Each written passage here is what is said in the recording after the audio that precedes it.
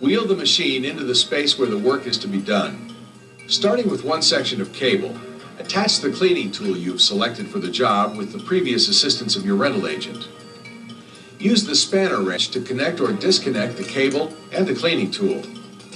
Insert the cable into the opening of the pipeline that's to be cleaned. If it enters the pipeline freely, feed it in by hand, adding individual cable sections as necessary until an obstruction is met.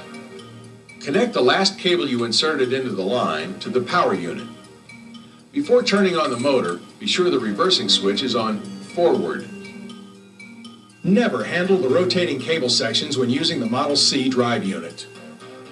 If you encounter a P-trap, you'll have to use the feeding tool to start the cable into the line. The feeding tool is held against the rotating cable so that the cable feeds into the pipeline far enough to gain its own footing.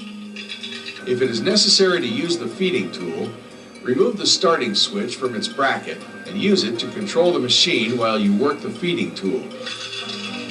For all other operations, the starting switch must remain on the handle. Never handle the rotating cables. The moment the cleaning tool has negotiated the trap, shut off the motor and return the switch to its bracket. Stand behind the machine and allow the cable to feed itself into the line, adding sections of cable as needed.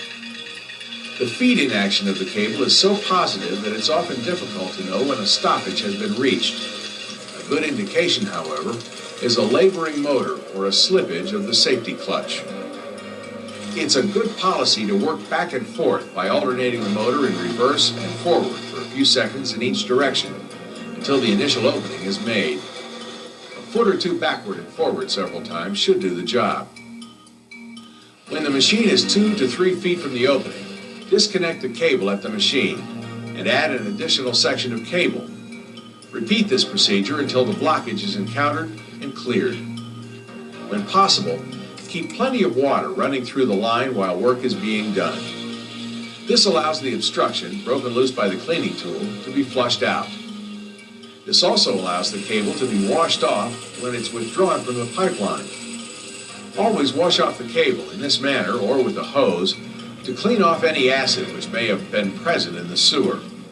Remember, if you maintain control of the machine at all times, the stoppage will be removed with a minimum of effort.